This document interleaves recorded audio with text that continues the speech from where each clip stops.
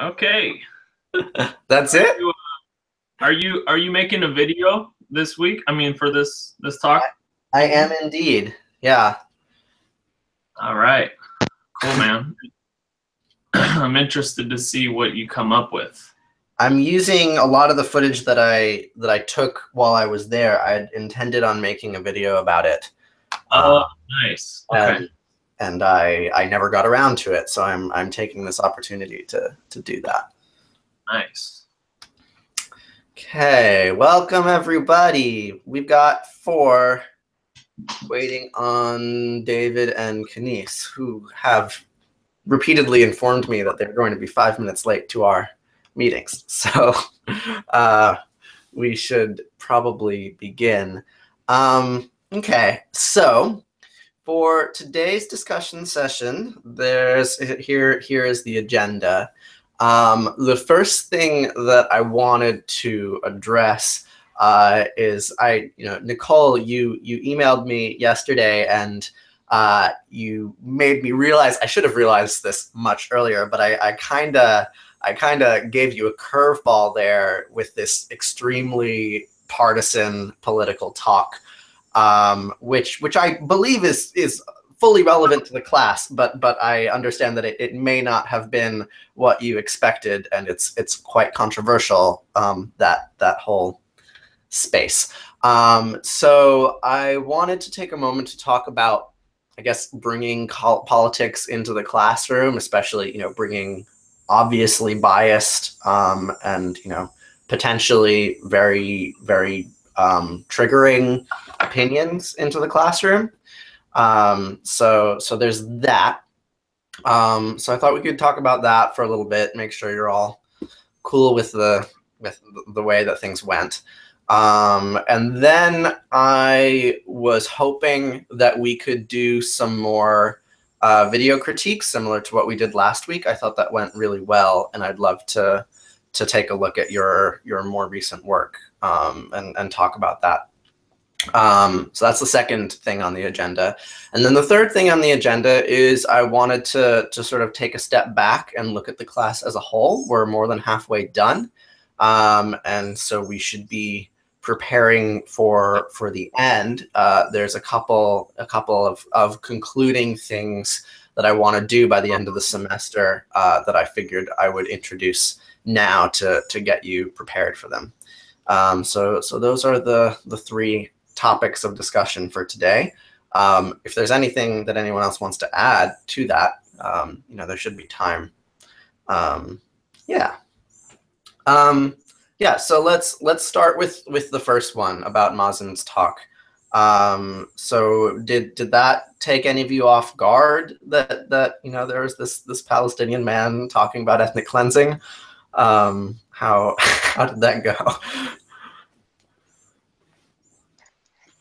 Yeah, I thought it was a little surprising how partisan one-sided it was, but it's also kind of expected since he's in Palestine doing that work, and it did really tie closely to like what he was doing there, like because of the deteriorating economic situation there. We also see all of these effects on the wildlife that he's studying and the water systems and people's health is, another one of his studies was toxicity to people. So it tied very closely to the situation there. So I kind of understood why he talked about it, but it was a little one-sided.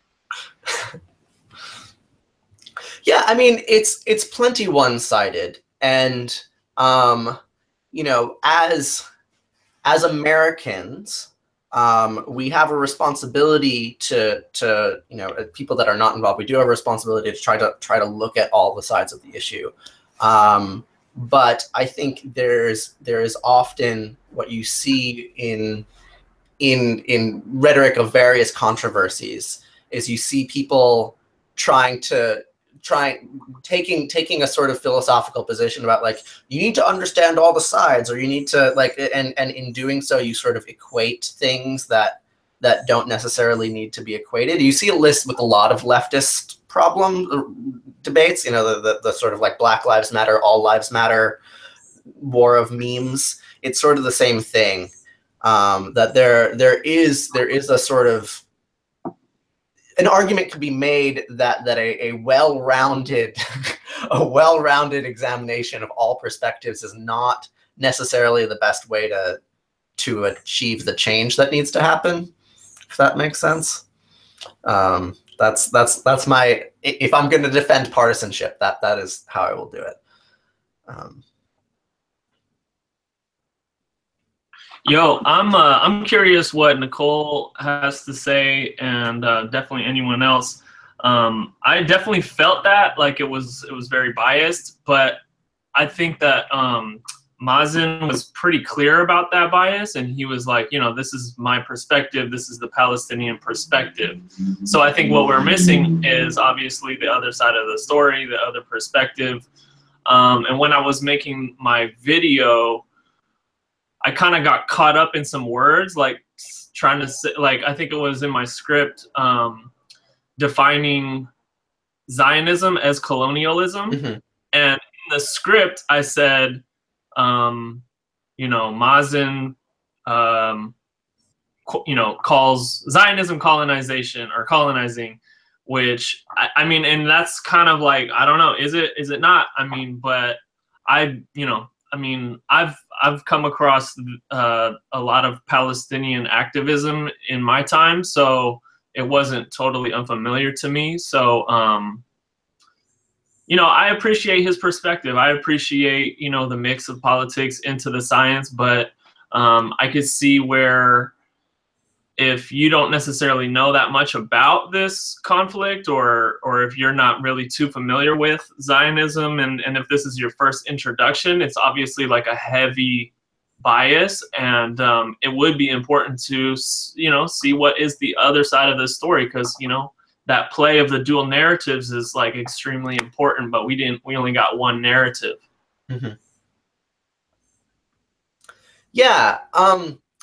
Well, so that's one of the advantages of having a class format like this, of like you can leave the extreme bias to Mazen and say Mazen said this. You know, I rely on that a lot for all of the stuff that I make, and, you know, not necessarily the political stuff, but a lot of the science and things. Like, it's a lot easier for me to just quote someone else, being like, hey, they're making these claims. Like, I don't have to back up all of the evidence and things. They've done that work. So there's that. And yeah, I tried to get an Israeli scientist, Eva Jablonka. I'm really quite a huge fan of her work, and I wanted to get her to present us, and I almost did, but she didn't have the right schedule opportunity. But yeah, I mean, I think that's, you know, it was a very one-sided presentation, but yeah, I think that was clear going into it.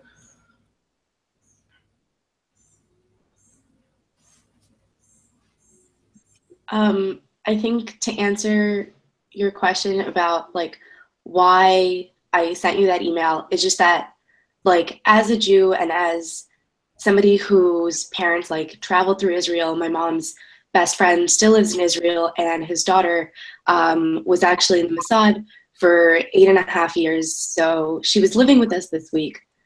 She just moved out like earlier this morning. So having like that really one-sided perspective, and not having any actual, like, having both of those perspectives, but not having enough like face-to-face, or I guess like real contact with either of the sides, because I haven't experienced what they have experienced, but having both of the perspectives so close, I didn't feel comfortable enough talking about either of them. So I ended up doing a video on why the Dead Sea is like shrinking, which Mazen like touched upon very briefly. So that's what I ended up doing. Yeah, and you were concerned that was off topic, which is not at all off topic. You know, like if you saw Heather's video was not on anything that Jessica spoke about, but it was, you know, still marginally relevant in that it was about invasives. So yeah, that's not a problem. You're certainly not mandated to talk about talk about political issues. Yeah, and I don't know. I mean, we can sort of conclude this here. Mostly, I as an instructor, I wanted to make sure, I don't want to be making people feel uncomfortable.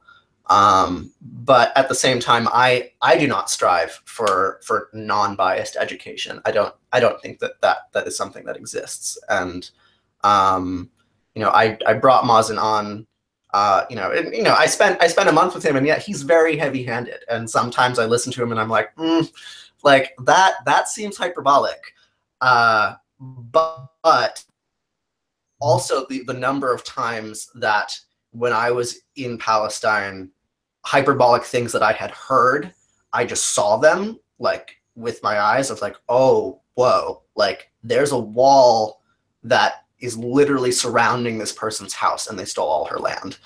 And it's like it's not like rhetoric, it's like there's a physical structure in your face.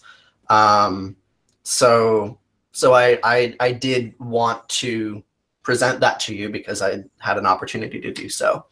And yes, it's far more complicated. The politics of it is far more complicated than Mazen made them out to be. But complexity is not the same thing as like all opinions are equally valid, if that makes sense. At least that's my take on it. Yeah, but this is not a geopolitics class, so we can move on unless there's anything else we want to talk about here. Okay. Yeah. So do we want to take a look at some of the more recent videos? Is that a thing we'd like to do? Cool. Yeah. Well, so does anyone? I'm a little disappointed that Kenise and David aren't here. I was actually quite hoping to look at David's video. So I suppose of John and Heather, are there any videos of yours? I mean, we could do Nicole and Max again, but it'd be nice to sort of give everybody a chance to do this. Or I know it's not necessarily the most pleasant thing to do, but John or Heather, would you be interested in having one of your videos discussed? Yeah, I don't care either way, to be honest. Like, it'll happen at some point, so it doesn't matter. Yeah, I'm fine with discussing any video, mine or others or whatever. Okay. Cool. Well, then let's do one of each of yours. Either of you want to volunteer to start?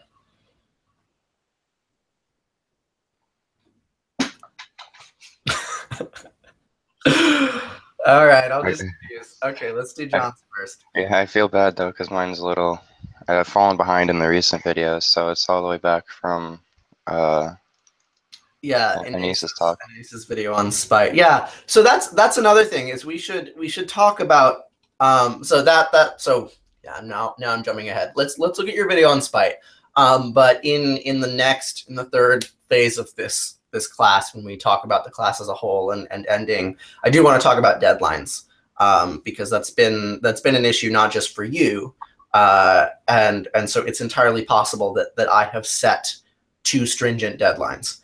I don't think that I have, but I want to at least entertain that possibility and see what folks think about that. But yeah, let's take a look at your video on spite. I will get a link for that. How do spiteful behavior?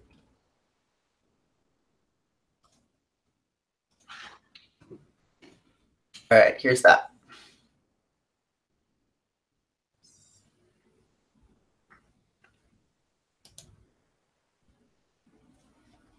How do spiteful behaviors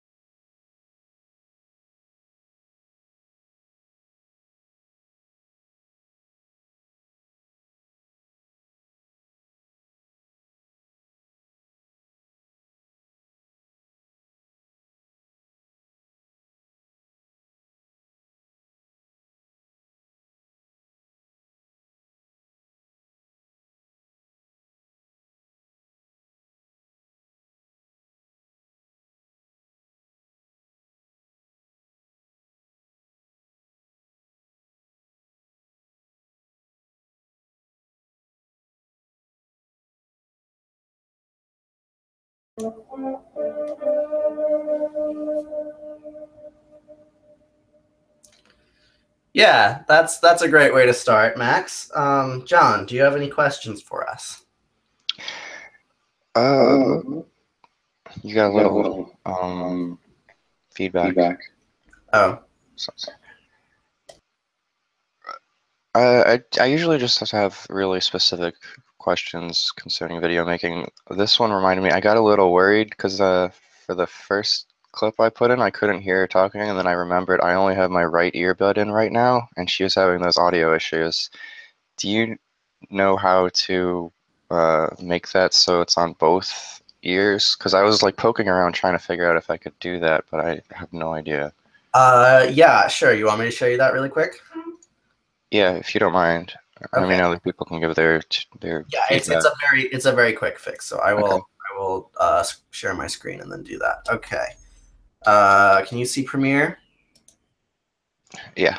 Okay. So what you do? I made the mistake last time of working with the thing that I'm actually working with. So let's not do that this time. Okay. Here's the music track that I'm doing. So if you have your music file here, you can see there's the left and right audio here. This is right, this is left. So if you right click it and hit audio channels here, it brings up this thing, and then you can basically check which ones to use. So you can just uncheck left. So like you can switch left to right and right to left if you want. You can so this will keep it as stereo, but it'll duplicate the left to the right.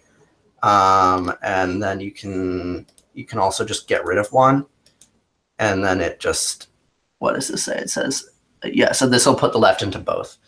Yeah, so that's Okay. that's how you do that.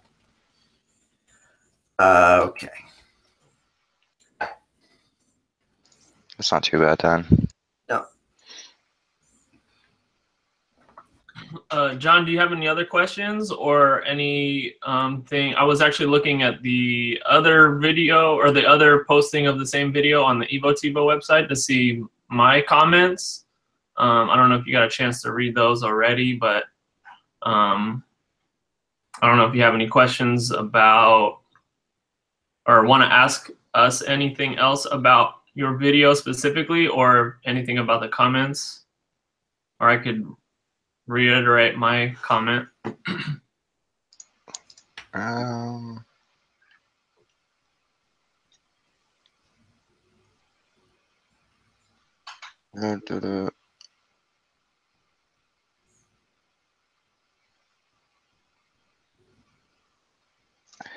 Yeah, I noticed that it was a little quiet afterwards. I doubt that's something I could just improve in hindsight. I lowered everybody's sound to equalize it, and since I did a bunch of lowering, it made the whole thing's volume less. I should have raised some, lowered others. I think that's also your style, though, too. You know, like it's almost like, I don't know if it's a choice that you make or not, but it's kind of like you have that monotone voice, which works fine. But I think what wasn't working so good for me is I wanted you, like I said in the comment, I wanted you to hit me over the head with the information.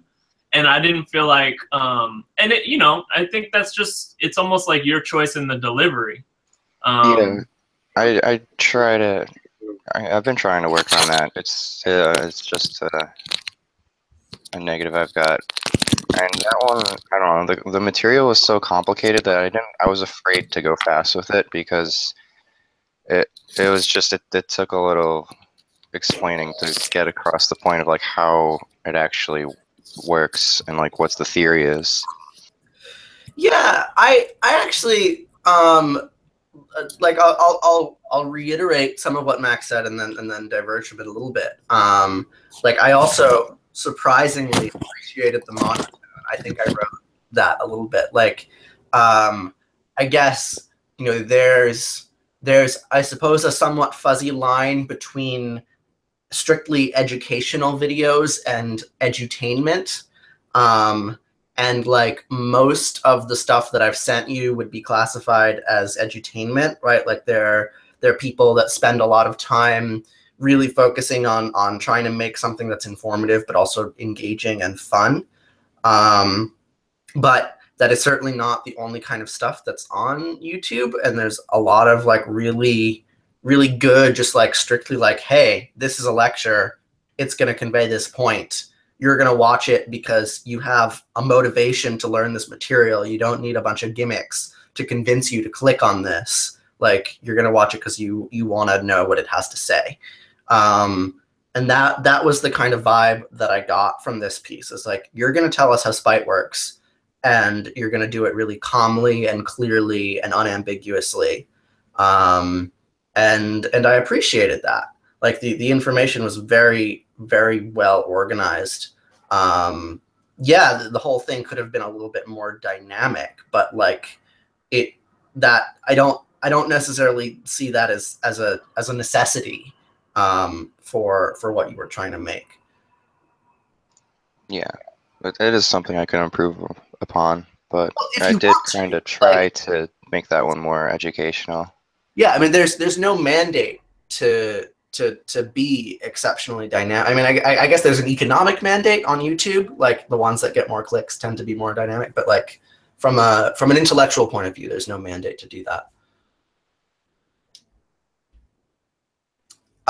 Kenise, we cannot hear a word you're saying. Is she on the phone? Is she still in class, maybe? Maybe. Okay. Yeah. What else did I want to say about that video? Can I just jump in really quickly? And Yeah. I know it's like a really minor detail, but I think your thumbnail worked really, really well. Like really, like tiny little picture was really good, and it really like gave a good like summary. Like it was a good like face to put on your video. I think it was really good. Yeah, I agree. I thought that was an excellent thumbnail. There's a whole like thumbnail theory that I haven't touched on at all.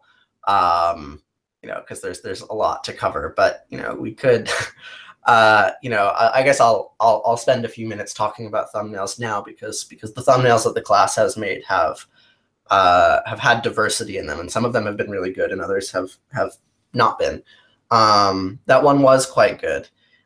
In the thumbnails that I don't know, like, I'm not actually the best at making thumbnails. Like the real thing to do, like as far as like actually doing it, is just when you're making a thumbnail, is you should open up whatever photo editor you're using. You should actually zoom way out until the thing is literally the size of your thumb and look at it. And like the biggest mistake that people make is that whatever text they have on their thumbnail is not legible when it's that tiny. So like, Nicole, this was something that you did where the thumbnail that you made was beautiful. Like you drew this really wonderful thing, and like if it were a properly sized image, it would have been very enticing.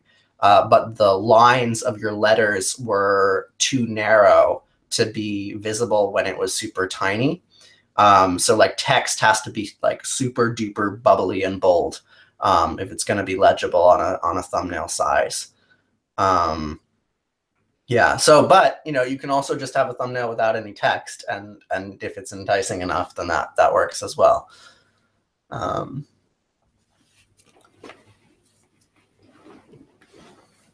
Yeah, I think I got lucky with that one. Right after I finished the video, I went to Google Images and search for spite, and that was in one of like a New York Times article, and it was just perfect. So I didn't need to add lettering and titles and stuff, but you do have to make it really big and noticeable. So you did some extra research there. Who was the scientist on spite that you quoted? That wasn't from the reading that Inés gave, was it? No.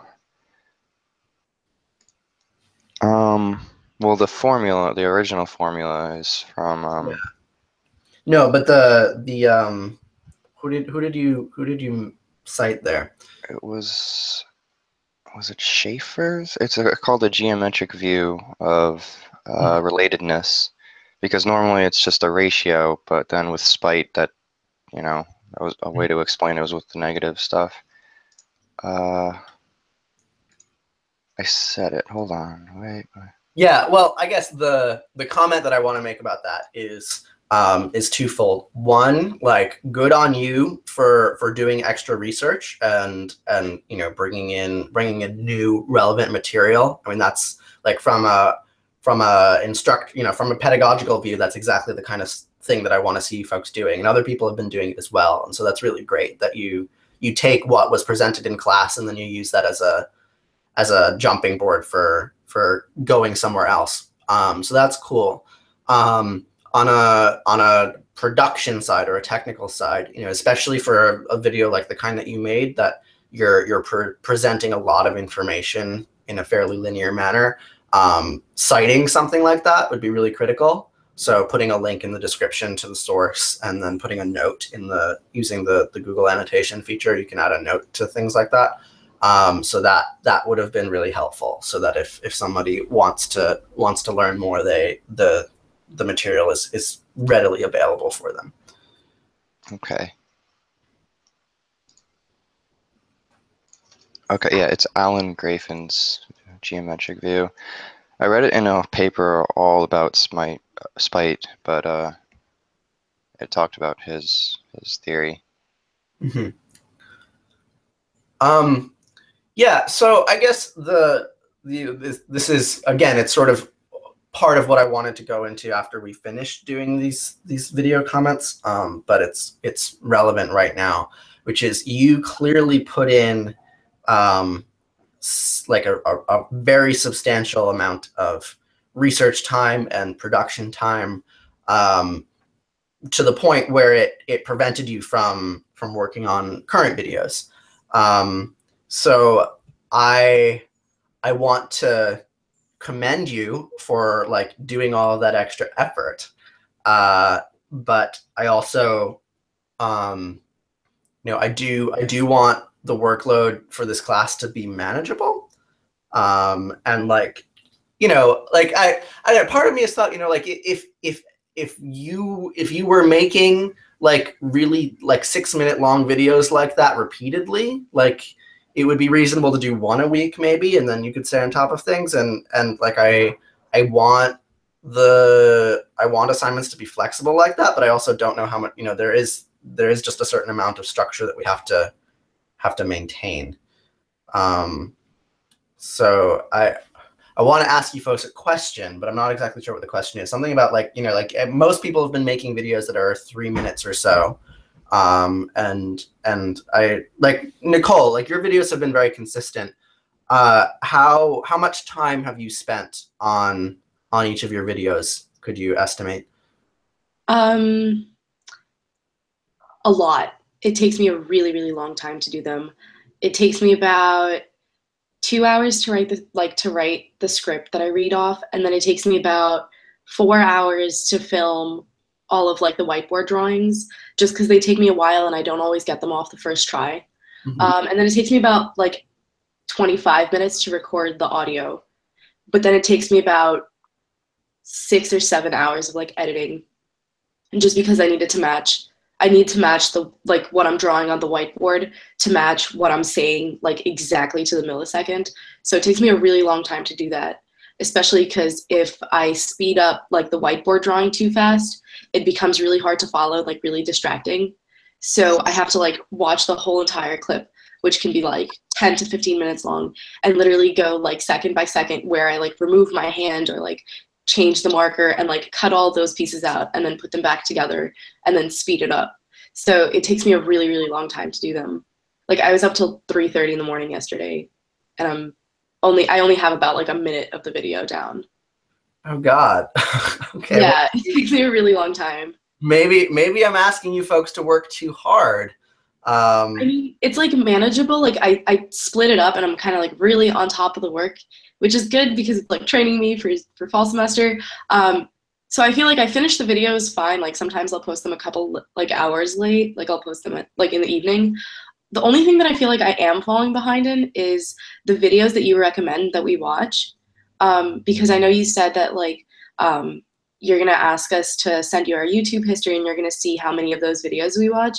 And I feel like I'm falling behind in that because between like research for my own video and like preparing for the next class and then like filming and editing and all that, I feel like I'm falling behind in watching those. Well, okay, so let me clarify on that. Those aren't mandatory. Okay.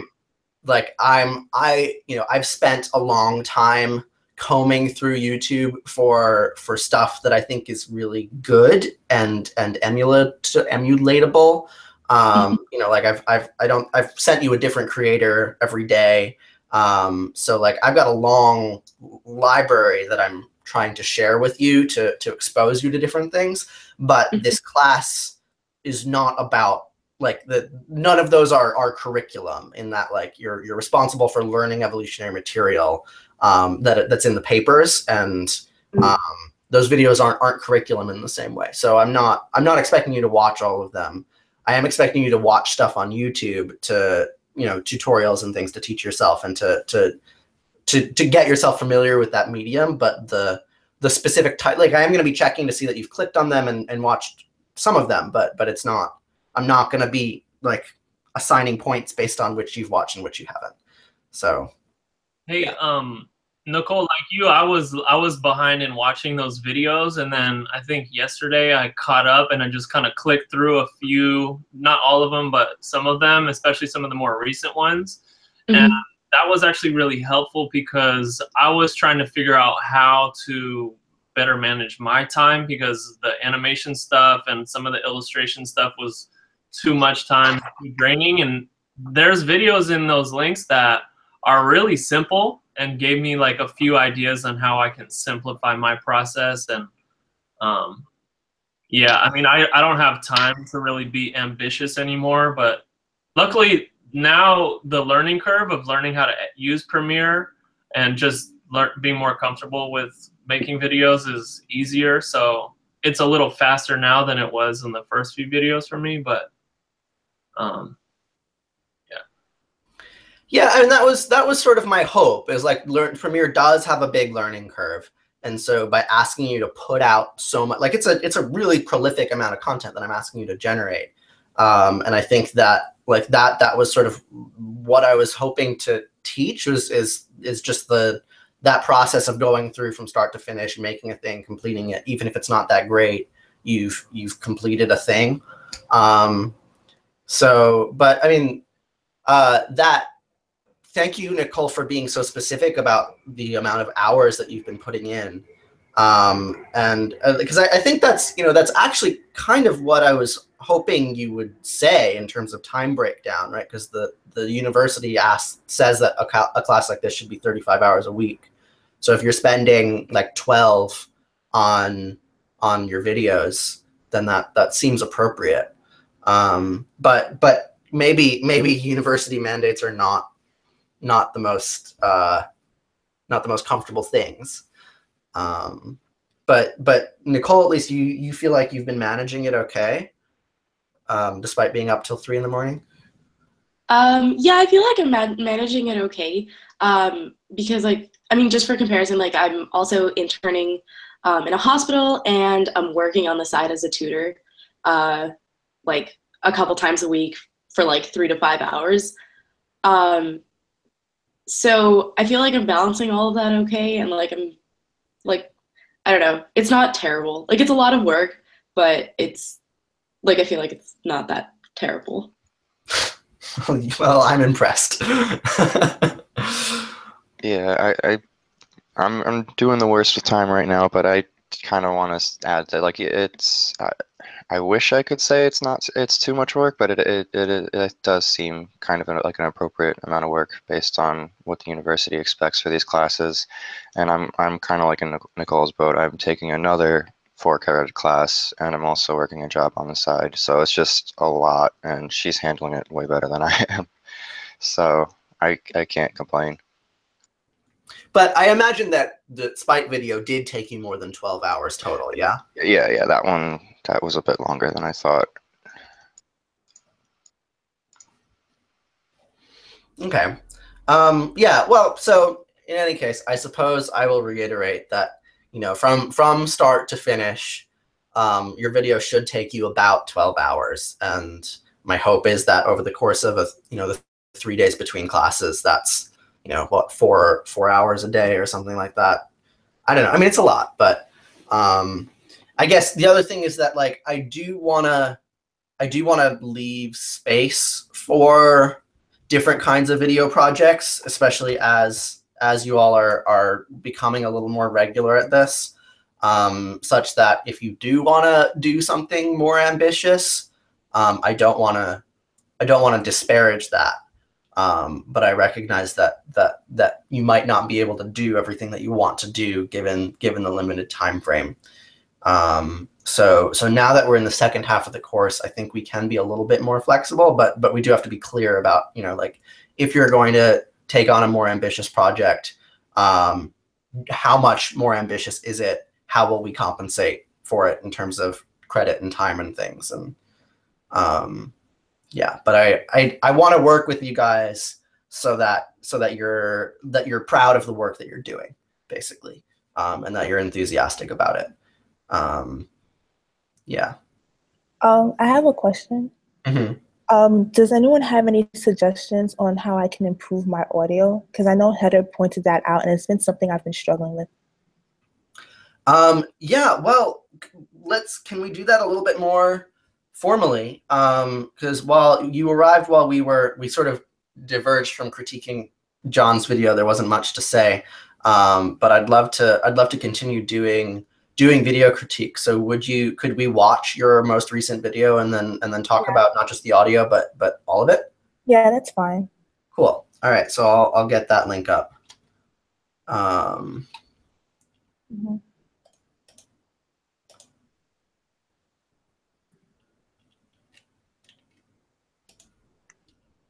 Hey folks, today we're going to talk. Okay.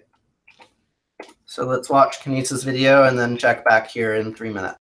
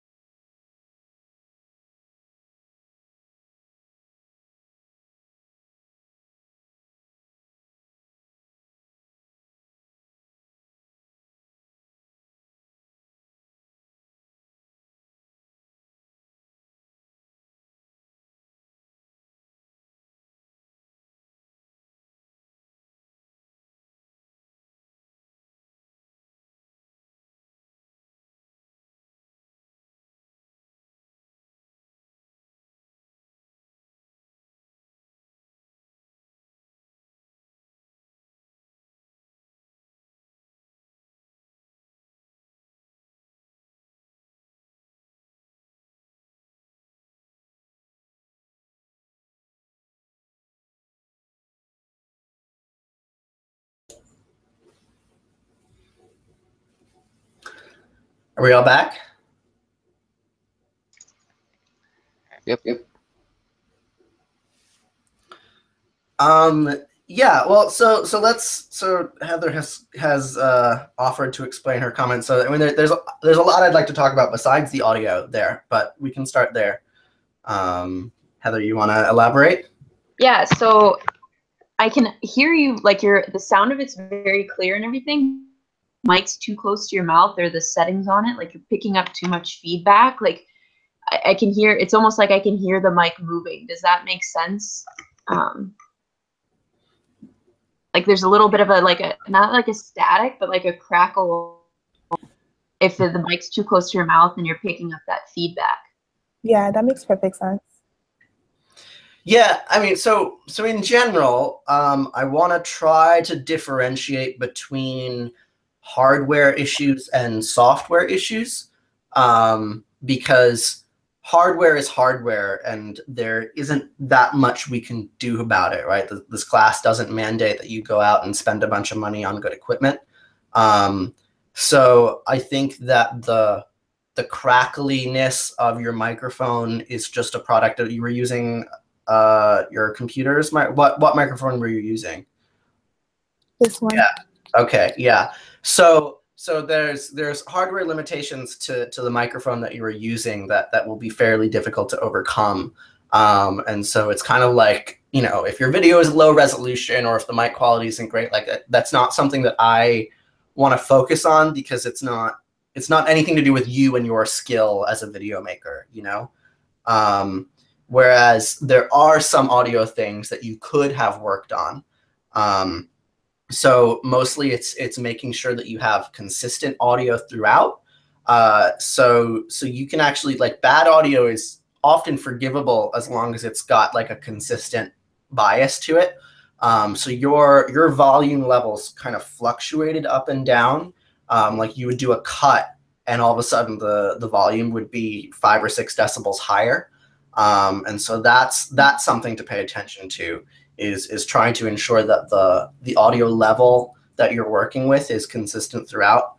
And sometimes it's 5 or 6 decibels higher because, you know, like in between one cut and the other one, you got a little bit closer to the microphone or something. So you actually have to go in and manually change the volume so that it's consistent to your ear. So like what I do when I'm editing is I make sure that my volume is at a pre-specified level before I even start. And it depends on your computer and your speaker system. But like I keep my volume at 30, what my computer says is 30. I mean, if you're doing it at 80 or whatever, it doesn't really matter the number. But like I choose a number and I keep my speakers at that number for the entire time that I'm editing. And then I can go through and listen, and I just listen to make sure that it stays at the same loudness the entire time. And if my audio gets louder or quiet, I will adjust it to compensate. So it requires a little bit of attention to detail to really make sure that your volume is the same throughout your video, but it makes a big difference.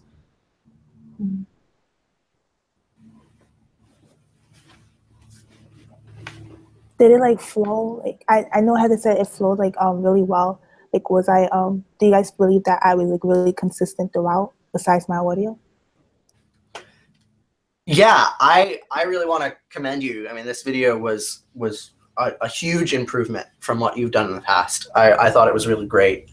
I think you had a strong focus, and the way that you incorporated Jessica's slides and information was a lot more relevant than in the past. So, you know, it was really strong.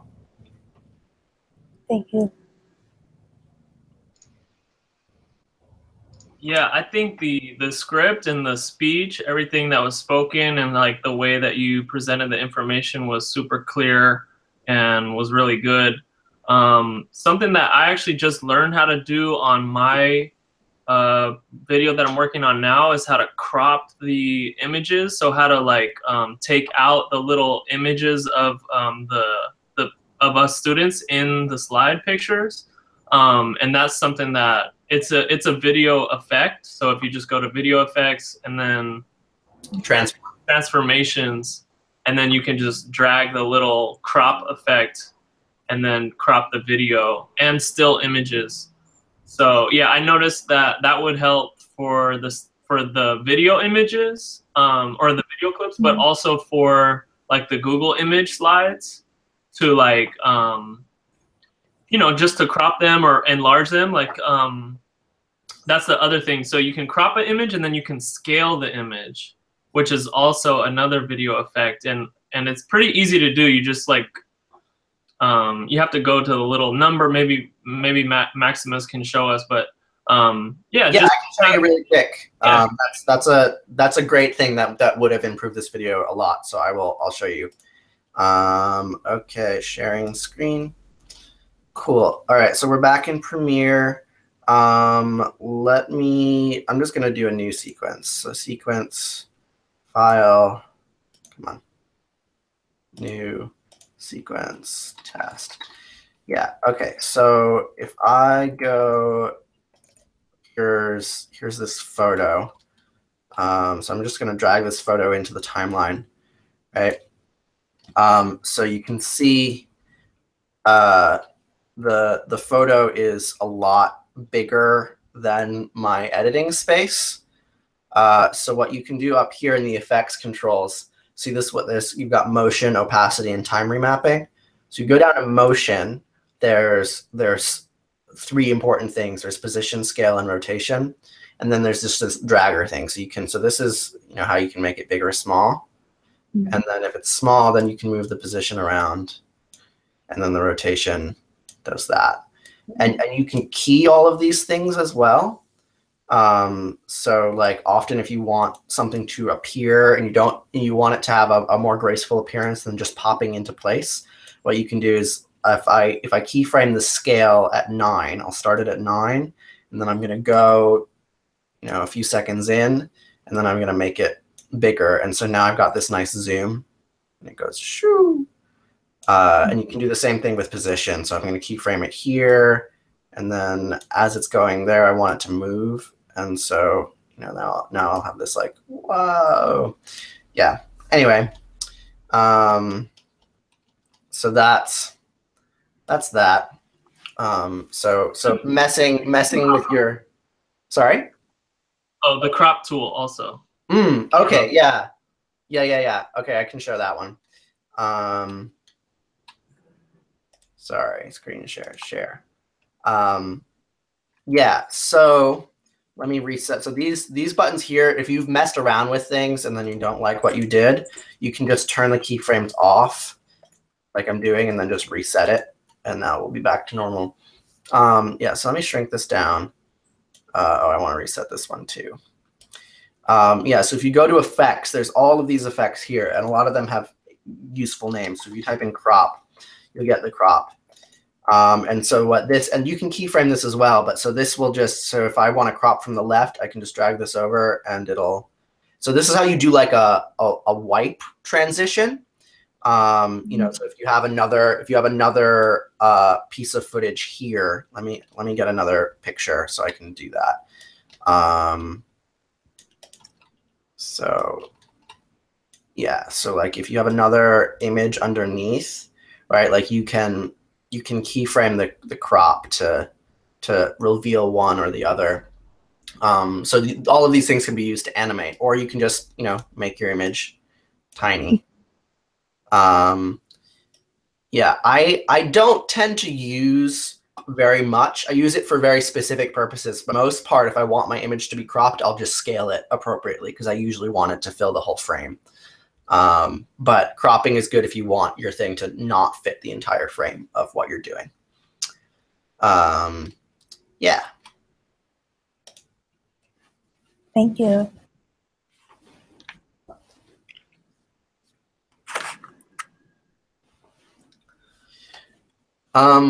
Yeah, so I mean, I'll just reiterate, Nicole, that was probably the biggest improvement from one video to the next that I've seen of anyone in the class. So did I say Nicole? I meant Kenise. I'm sorry. Names. Yeah, that was Kenise. That was a huge improvement, and like I said in the beginning, that's really what I'm looking to see, because you know everybody is going to come at this from a different place. And so the way that I think is the most fair for me to assess you all is for me to compare you to your earlier self. So it's really nice to see improvement there. Thank you.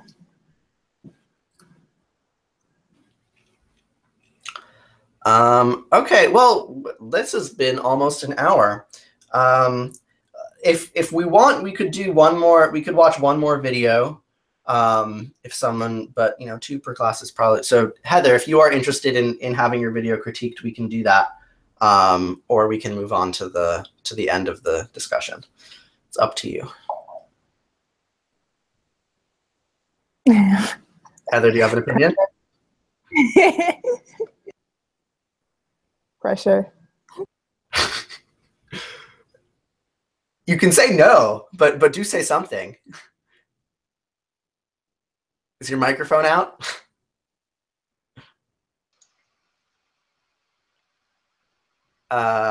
No. Her mic. Yeah, well, she's not muted, but I don't know. If you can hear us, please do something. Type. She might have stepped away. Oh, okay. I guess her mic went out. Okay, cool. Yeah. So, we've got 4 more lectures. We've done 6. I don't know what happened to your mic. So I don't know what happened to your mic either. Yeah, we'll just cather on. Yeah. So we've got 4 more lectures. We've done 6. We've got 4 more. So 3 of those 4 lectures are going to be, well, kind of actually all 4 of them are going to be a little bit on the same topic. And it's a topic that we touched on in the beginning of the class. I tried to structure the speakers such that they would sort of build on each other and give you give you some sort of like more deeper theoretical introduction to a topic. So because what I study at Binghamton is groups as organisms, that's sort of one of the themes that I pulled through, and that's David's expertise is on that, and so he gave us the first lecture, and then Inés gave us an introduction to cooperation. That's sort of like that's the intro bio level textbook of like, okay, this is what kin selection is. So I'm glad that you have that under your belt. And then we sort of dilly-dallied around with religious naturalism and partisan political theories and ecology and whatnot. But now we're going to go back to this organism theme. So have you all had a chance to review Joan's paper, at least in part? Not yet? Okay. Well, I strongly recommend that you read the Royal Society paper, the first attachment of the 3 that I sent you. I mean, they're all good and relevant, but the bulk of the information that she's going to be presenting is from that 2009 paper. It's about this word organismality. So she's going to be presenting sort of a theoretical overview on how you can look at groups of organisms as organisms of a higher order, and what the requirements are for making that sort of observational claim. So that's Joan. And then 2 weeks after Joan, or 2 classes after Joan, we're going to hear from Terrence Deacon, who Ursula Goodenough actually mentioned him. They've written some papers on emergence together. But Terry has written this paper on what he calls hierarchic transitions in evolution. So it's exactly the same concept of organisms coming together to form larger units of identity. And Terry's paper is going to be even more abstract than Joan's in terms of like the sort of theoretical biology steps that go into this transition. So we're kind of diving pretty deep into what it takes for groups of organisms to come together to make an organism of a higher order. And then our last speaker, Will Ratcliffe, is an experimentalist. So his talk will be more like Molly's and Jessica's in that he's going to be reporting on data from experiments that he's done. But he's actually done experiments on this topic, on the evolution of multicellularity. So that's the very last class is going to be a presentation on this. He evolved a multicellular yeast strain. And that's super cool. So I'm really excited for his talk. He's also a fairly gifted communicator. So and he'll be our last presenter. And then I skipped over who's gonna speak a week from now. Her name is Madza Virgins, and she's one of Terry's former graduate students, actually. And so she's sort of continuing some of his research, and she's going to talk about the evolution of birdsong and how it's similar to language. So those are the four remaining lectures that we have for the end of the course. And so there's 4 more videos to do. I wanted to talk about the very end of the class. And actually, maybe you have this information better than I do. Like there is a point where I have to ask you to, where the class has to be over and like you have to be done working on all the things. And it's not August 7th.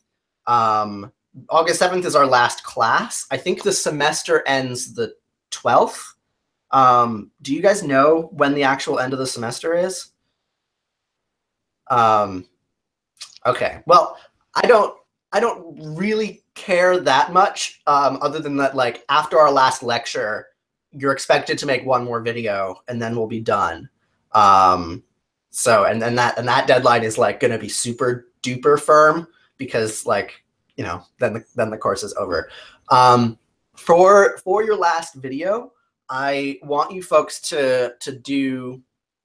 Yes, Heather, our last lecture is August 7th. I think the official end date of the semester is August 12th. Or maybe that's when my grades are due, something like that. But I want to say, like, typically you've had 3 days to get your videos done. So I want to say that you should have everything finished by August 10th.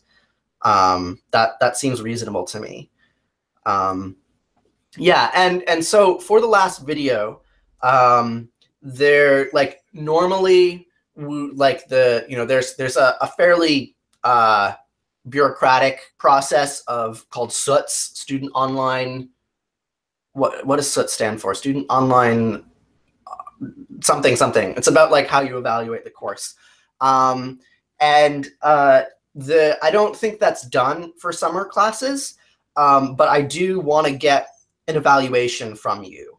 So my thought was that I would actually just sort of bundle the evaluation into the course. So the last video that I want you folks to make is actually not on Will Ratcliffe's talk. So you get a freebie on that. And instead, what I'd like you to do is make a video about the course broadly. So talk about, you can talk about, like, you can look back at your own videos and reflect and say, like, oh, this is how I started and now I'm here. So it could be that, talk about, like, what you learned. If you want, you can give feedback about the course. You can say what you liked, what you didn't. You certainly won't, if you really hated the class, you can say that, and you can post, the reason why SOOTS is the way it is that, like, it's supposed to be anonymous so that you can say really, like, honest things. And I know that, like, if you're posting it on YouTube and it has your face or your voice, like, it's not going to be anonymous. Like, there's no way that these evaluations can be anonymous. But I still think that we've created an environment where you can be honest about your feedback about the course. But because this is the first semester that we've done it this way, it's actually really valuable to get your input once you've gone through the whole process, to say what worked and what didn't, and what you feel like you learned, and what you would like to see changed, and all that stuff.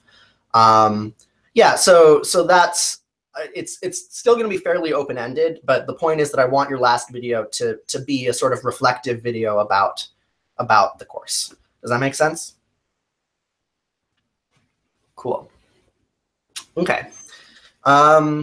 Yeah, so we've got 4 more classes, 4 more videos to make.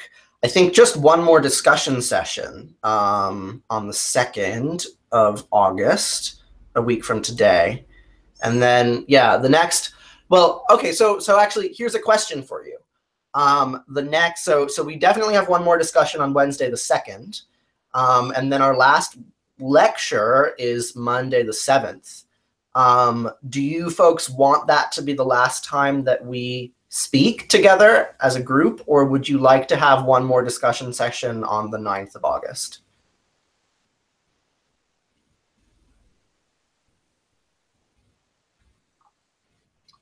Hey, I might not be available that what is it, Wednesday? Yeah, I don't 9th. I don't think I'm available.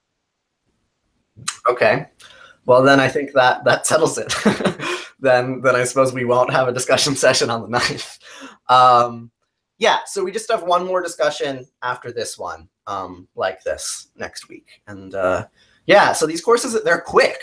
You know, it's a month of intensive stuff, and then we're done. Yeah, thank you all for bearing with me. That's the other thing I want to say is I've been so thrilled with the work that you guys are producing and your presence in class. Like, you know, I think it took a few sessions for you to get used to the video medium, but like the discussions in the last 3 or 4 classes have been really strong, and like y'all been great. So, you know, I think the course is, from my perspective, the course is going really well. So thanks. Cool. Okay. Well, it's just past 1 o'clock, so I guess we can conclude. And I look forward to seeing all of your videos tomorrow. Cool. All right. See ya. Bye.